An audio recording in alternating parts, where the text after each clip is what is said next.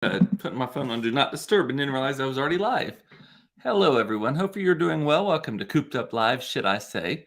The daily-ish broadcast where I just talk about whatever I feel like it. Today, it marks, I guess, the unofficial first day of Texas spring. We'll get into that shortly while we are waiting on folks to join. Cooped Up is my website. Be sure to visit that anytime. So I keep thinking of things to add to my card of topics. Be sure to visit Cooped Up anytime. You can just see the latest. Well, if I've posted anything, that is. I'm Cooped Up is my handle on all the social places. Follow me, particularly if you're on the Instagrams. And wherever you watch or listen to this, it is broadcast on Facebook Live, both on my personal profile and on Cooped Up, my page, as well as on YouTube Live and rebroadcast in audio format on all the major podcasting platforms. Be sure to click the bell, subscribe button, whatever it's called, so that you do not miss a minute. Hey, Mama, how are you today? So, as I was saying, it is Texas winter is officially behind us at this point. We are at the turning point where now we are entering Texas spring. Dun, dun, dun. Let's see if there's a sound effect for that, actually. Texas spring. Let's see. No, that's not the right one. That's funny, though. So Texas spring, that means, for those of you who are not in Texas or not in North Texas or Central Texas, that means that we start getting weekly weather alerts that are doomsday-ish, cataclysmic, weathermen taking off their blazers, rolling up their sleeves, all of that, because of tornado and hail and all of that sort of stuff. I know. I wish I had a tornado siren. I guess that was about as close as I could get for it. But Pete Delkus does the most. The rest of them do it a little bit, but Pete Delkus here on Channel 8, which is the ABC station, does it the most. He starts amping it up like 2 days ahead of time. He starts. You can always tell if he's loosening his tie. It's gonna be a long night, but maybe not terrible. The suit jacket comes off. You're like, holy shit, this may be worse than I thought. The sleeves come up, and it's like, everyone hunker down, pray for daylight. The weird thing about the weather forecast, like in North Texas specifically, the Dallas-Fort Worth area, is that our area is so big. Like the broadcast area for North Texas is, I think it's equivalent to like the size of Connecticut, the state of Connecticut. And so like the weather from west to east, bad weather usually starts far west. And then by the time it makes it to like Fort Worth, it's still got some power to it, but then it starts to fall apart when it hits the city. The outer suburbs, though, it's like they get the brunt of it because they're not too hot yet. We're always a few degrees hotter here because I live like when there's no leaves on the trees, I can see downtown from my house. We're like the first neighborhood southwest of downtown once you cross the river. And then it picks back up once it starts to hit like cooler climes on the east side. Anyway, so everyone takes weather, and Monica says Texas spring means extra anxiety medication too. I know. Fortunately, Monica, I would give you anxiety about the way I react to weather because I have never in my life taken shelter. And I'm not saying that like a braggadocious thing. I'm not saying it like I'm an anti-vaxxer who thinks that all the vaccines are bad and COVID's not real and all that kind of stuff. I'm saying it, I just have never taken shelter before. I hear about it, and I'm always like, that always happens in the suburbs. It never happens in the city. Well, rewind to a few years ago when that one tornado cut like a 10-mile swath. Is that the thing? Yeah. Across North Dallas, knocking out like four schools, a private school, a couple high schools, elementary school, neighborhoods, Home Depot collapsed, all that kind of stuff. So I'm so fascinated by it. I'm more likely to go out on the porch and watch it. And we have a big covering on the porch, so you can just sit. As long as it's not crazy windy, you can sit out there and not get wet. If I were to take shelter in my house, I think I would do it in our pantry. Technically, our pantry has an external wall, but it is a cinder block wall. And it's only maybe about 10 feet wide. And then the rest of the pantry is underground because that's where our lot changes level, and the second floor becomes like ground level at the back of the house, and then it makes a turn. But I'm like, I'd go in there because that's where we keep the flashlights. That's where we keep the food. It's huge. You can put a pot on your head. It's the size of like, uh, uh, I think I've lived in apartments smaller than our pantry. I'm not bragging. Our when we renovated our kitchen, we actually shrunk the pantry size because it was so ridiculously large, and it was behind a secret bookcase. You had to open a bookcase to get into our pantry. But ours goes in probably about 20 feet and then makes a right, and then goes probably another 5 or 10 feet. So, Amy Stevenson, hey, how are you? I was actually just thinking about you the other day. I had a dream about Uptown Players, and that's how I met you. Amy Stevenson is an actress, hilarious woman, singer. And I met her through, I used to do pro bono PR for Uptown Players. And also I think you're a school teacher, and just funny all around person who I do not see often enough, but I do think about you. And Bentley's like, of course they won't go in the pantry. That's where the food is. Literally, our house is, because we're built into the hillside, our house is only 2 rooms deep. And so we don't have, I can only think of one room in our entire house, other than the hallway upstairs. But other than the hallway upstairs, only downstairs, there's not a single room other than the tiny ass closet underneath the front staircase that does not have an exterior wall. But the pantry is made out of cinder blocks, so it should be fine. And I'm going to talk about something. Y'all going to be like, rich white people problems. And, problem's a problem. So we have a 4-car garage, but Todd and I collectively own 5 cars. And I hate parking in our garages because they're so narrow, because they're original to the house. And so they're not made for modern day cars.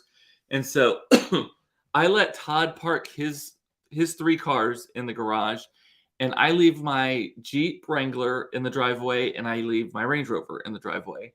And then the 4th bay, usually has the lawn tractor in it. And right now it is crammed full of garage sale shit. We're having a garage sale Saturday, 8 to 12, Kessler Parkway, across the street from the tennis courts, if you know where that is. And so normally in bad weather, what we'll do is we'll pull the lawn tractor out, let it get beat to shit if it needs to, and then pull the Range Rover, my Range Rover, into that garage bay and just leave the Jeep outside. Jeep's got a soft top. It can fend for itself.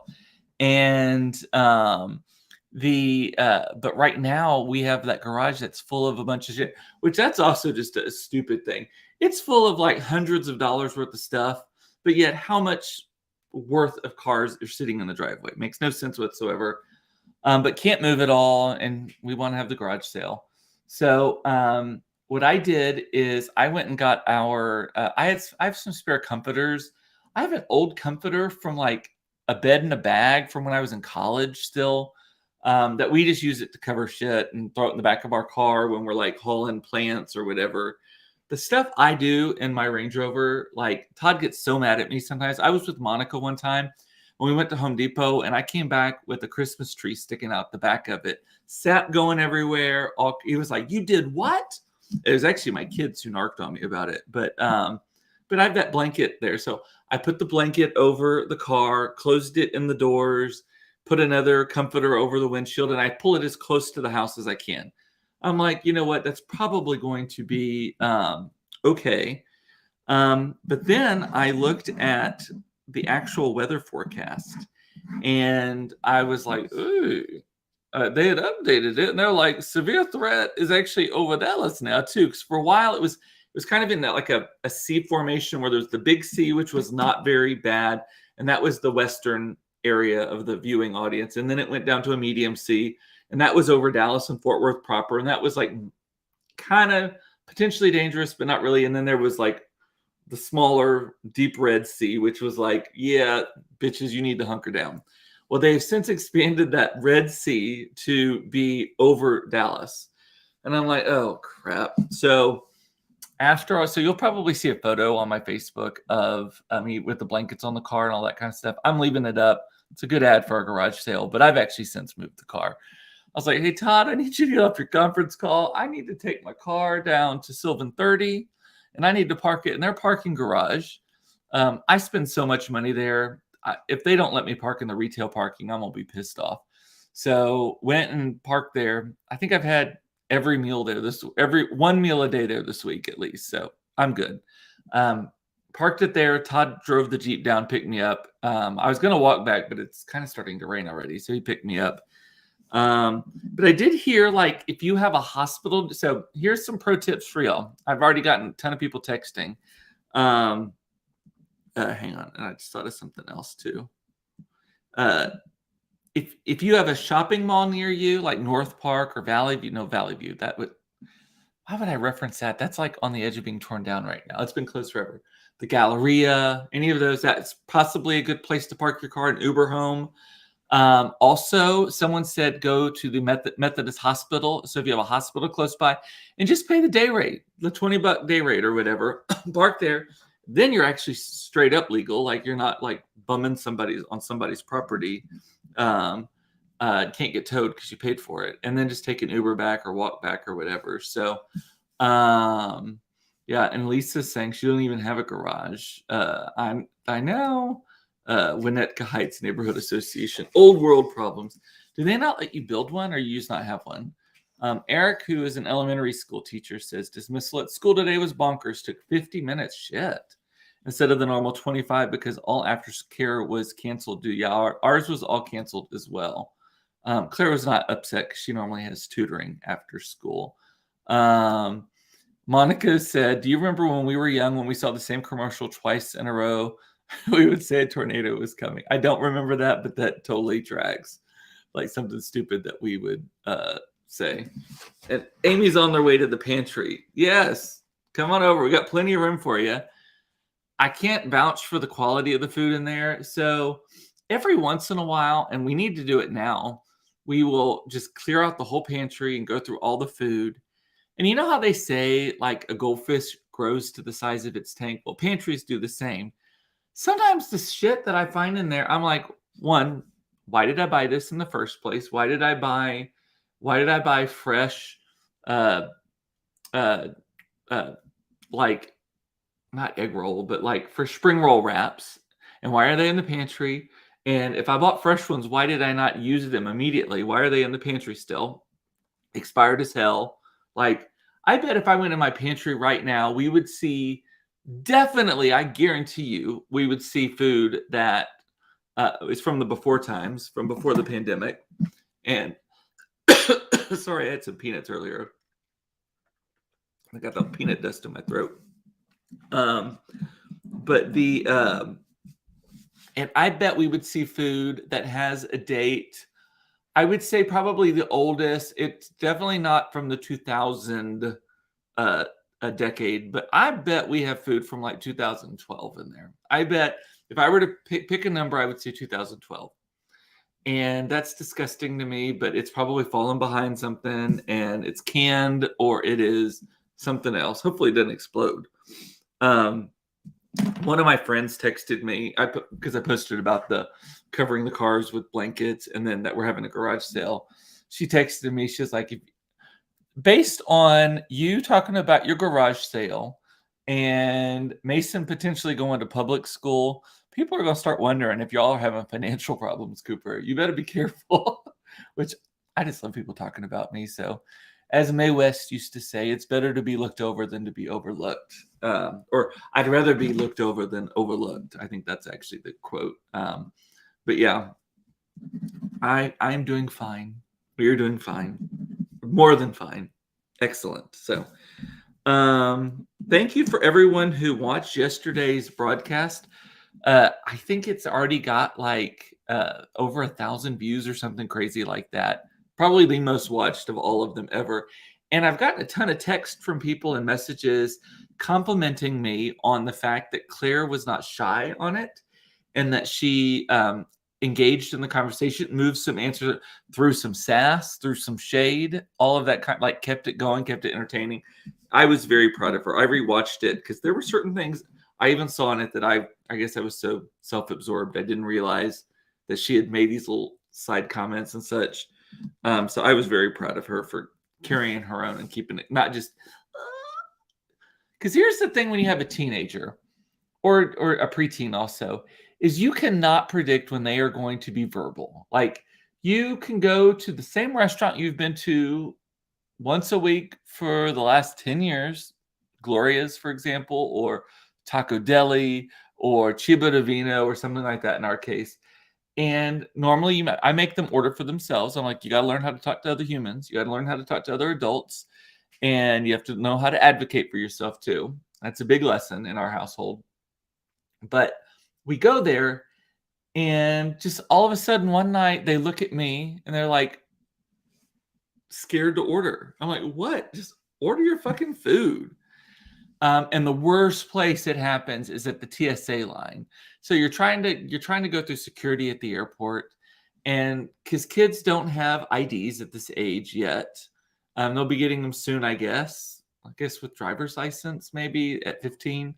Our kids technically have IDs with the global entry thing, but we don't carry them because who carries them?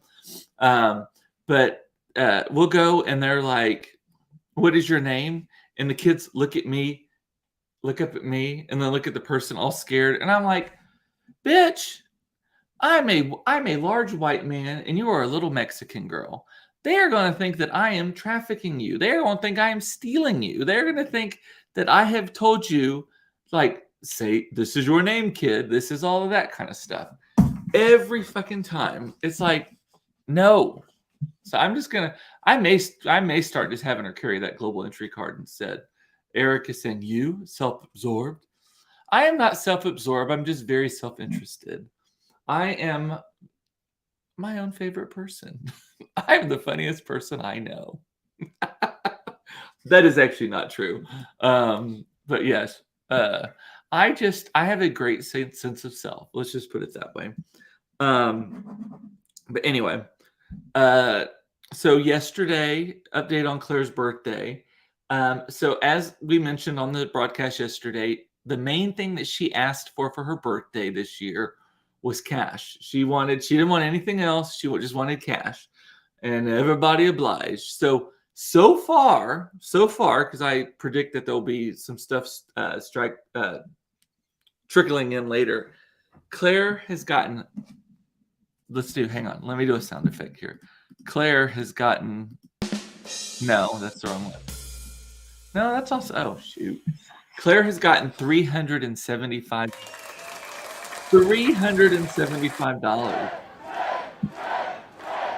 Okay, I need to put the sound effects. I was even shocked by that. Granted, 200 of it came from me and Todd, but still, I was like, what do you all do with $375? But good for her. She gave us the cash and asked us to put it on her Greenlight debit card. That's a debit card that like you can have for teens, and they can buy things on it, but you get notifications and alerts. You can, if they lose it, because both kids have lost theirs already, you can stop it immediately, watch it in an app. Eric is saying, my dad still sends me money for my birthday. I love money. It always fits. You can't go wrong with that. It always fits. It always works. It always matches. Plus, my thought on money is money that is gifted to you, or money that is found, or with recent technology, money that is in my Venmo account. That's free, fake, funny money. That is like, spend it on whatever the hell you want to spend it on. Like, that should not be practical. I got a very small inheritance from my grandfather passed away. And it's not small because he didn't have very much stuff. It was small, me being all defensive about my family's finances. No, it was small because he died many years ago when my father was still alive, and they were still settling the estate. All the big stuff had been settled, property, major bank accounts, all that kind of stuff, and investments, all that. And we're down to like the contents of a safety deposit box and stuff like that. And because my father passed away, the siblings and step siblings, there's 5 of them. So it's split like 5 ways. I believe 5 of them. I actually don't know. I know my dad and my aunt. And my dad had a sister that was killed in a car accident when he was in high school. So never knew her. But then my grandfather, who was technically my step grandfather, he has 3 kids who I've never met. I don't like any of them based on the things that I've experienced with them. That's another broadcast. That is an early Cooped Up live broadcast that y'all can watch. Look at like May 2020 about that, about how they fucked up his funeral. But anyway, the what was I saying? God, lost train of thought. Oh, the reason why it was a small amount of money is like, so everything gets split 5 ways, and then Monica and I are splitting my dad's portion. So we're getting, is that 1/10? Is that no 10%? Yeah. Good God, I was a stat minor in college, y'all. How did I not figure that out? So Monica and I each only get 10%, and so anyway, the so even that money, I'm like, I'll show you what I just bought with it. I just got back. I've been sitting on it, so I used some of it in Las Vegas to gamble and stuff. Even though I think my grandfather wasn't a gambler, but I went to Coach and I bought this. It's called the Frankie bag. I got a little monogram tag. I didn't want it monogrammed here. Isn't that pretty? And this is actually from the men's collection, y'all. It's the brand new men's part of the men's collection from Coach. Beautiful. So I bought that, and then I also bought an away suitcase, which arrives tomorrow. A hard-sided spinner suitcase, which reminds me I need to put my old suitcase in the garage sale stack now. Also, for Claire's birthday, she wanted us to make homemade wings at the house. They were fantastic.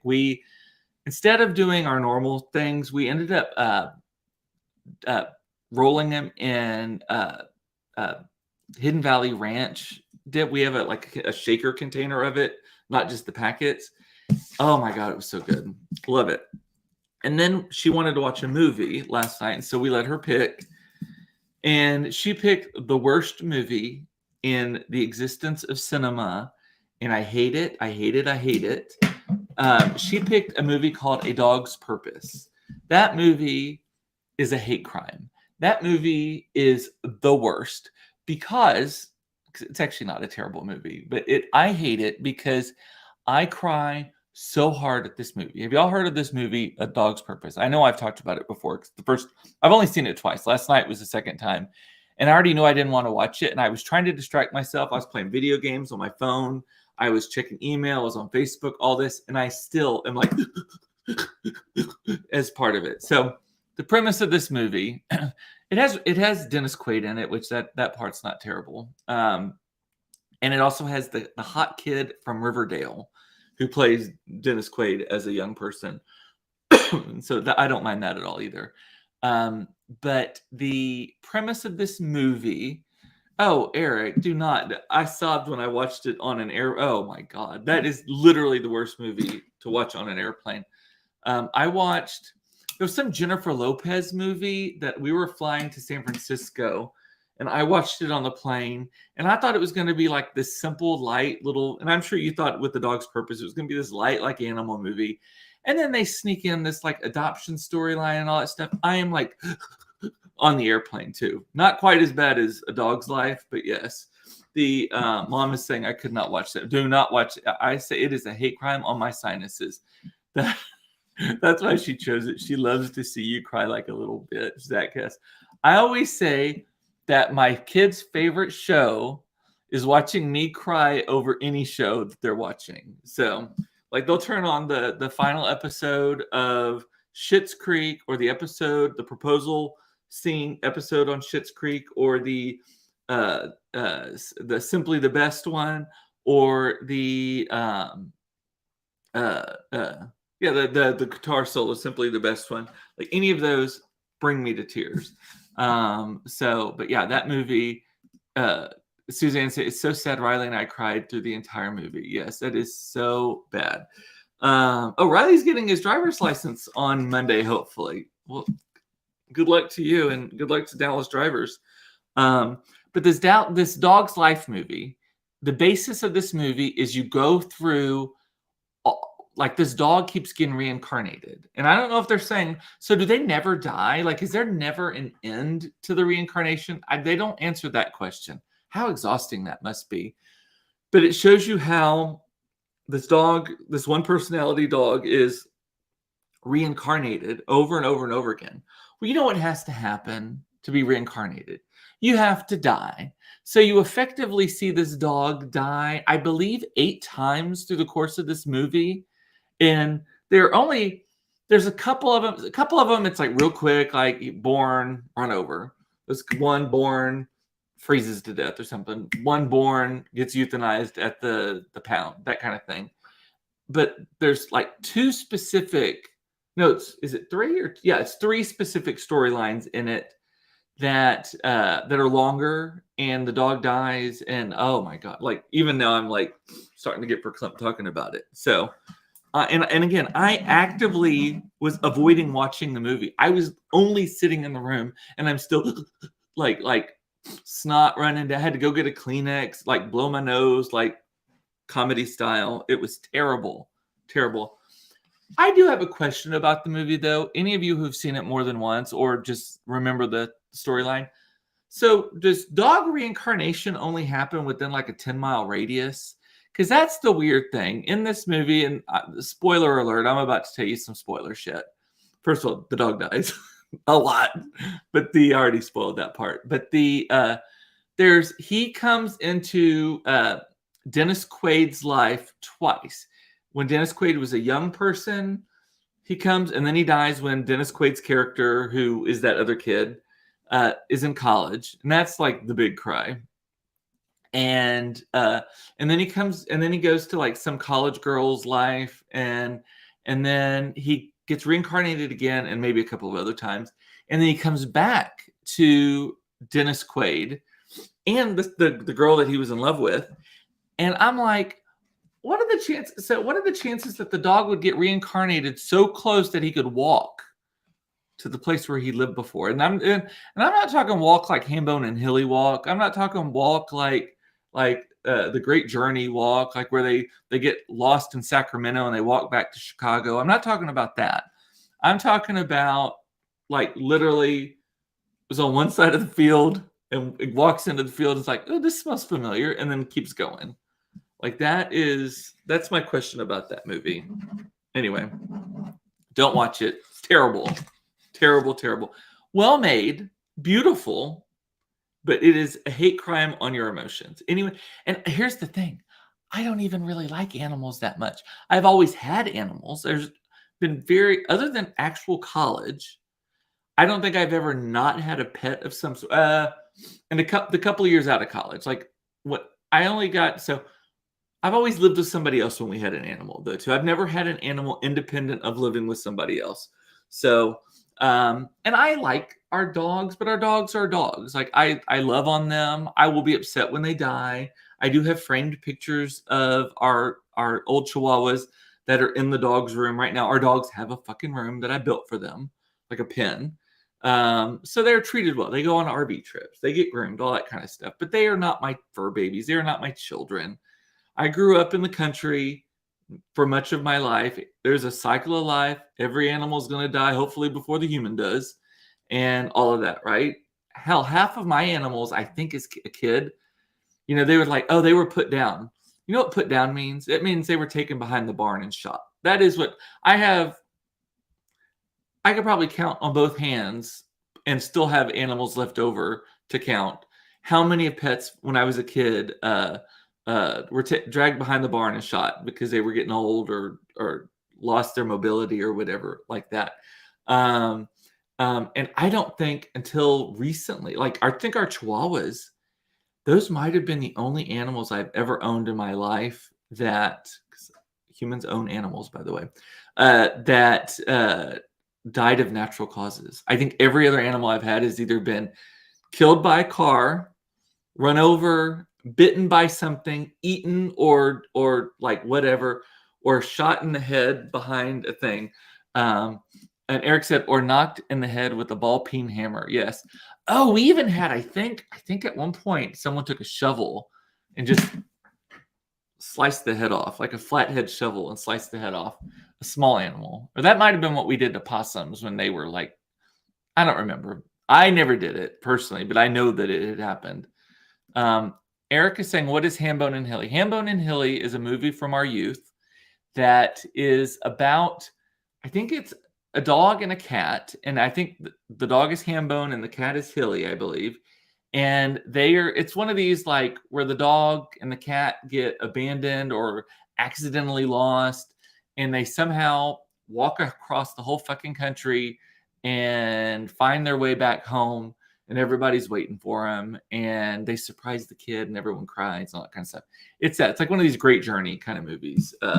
So Zach is like, this is so lovely. Yes, this is a weird like view into my childhood.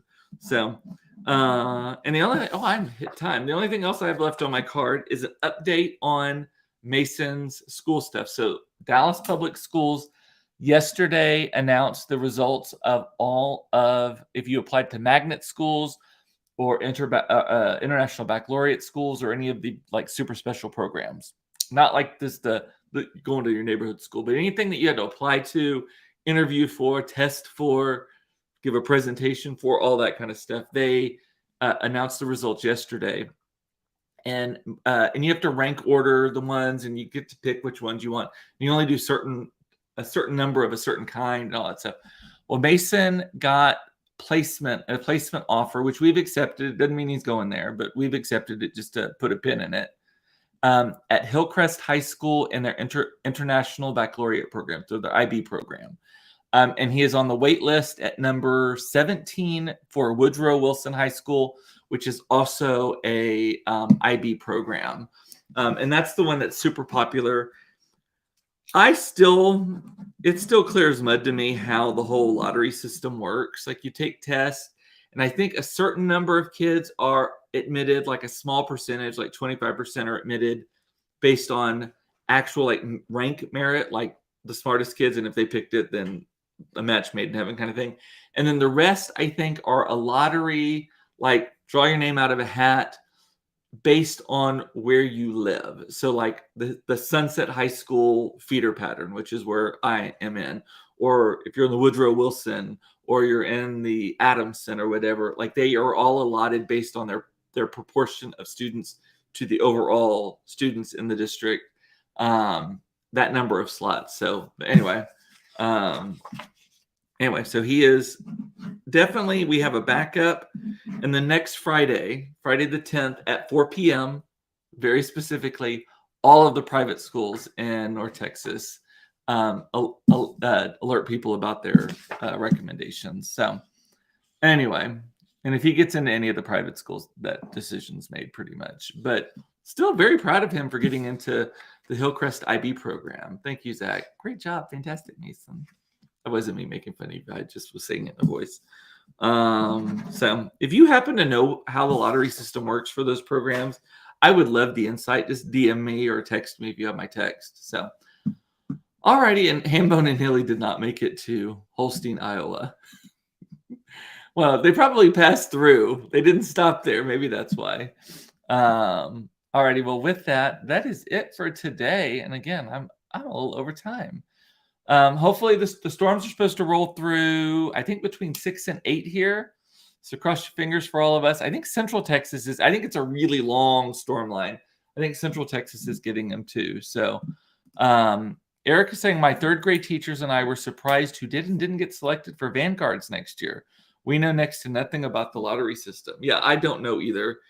All I know is that there are a lot of proud to be public asterisk, as long as it's a special program that you have to do so much more than the average person has the capability, time, energy, or interest in doing. Period. And that's the rant portion of this broadcast. So with that, I'm going to say bye. I love you. It's important to know you are loved. I love that you watched this. Thank you so much. Take care of yourself tonight and always. Don't should yourself to death. No good comes from should. And I will see you most likely tomorrow. Tomorrow is Friday. So I should be here at 4:30 for another episode of Cooped Up Live. Should I say, talk to you later. Bye. And stay dry.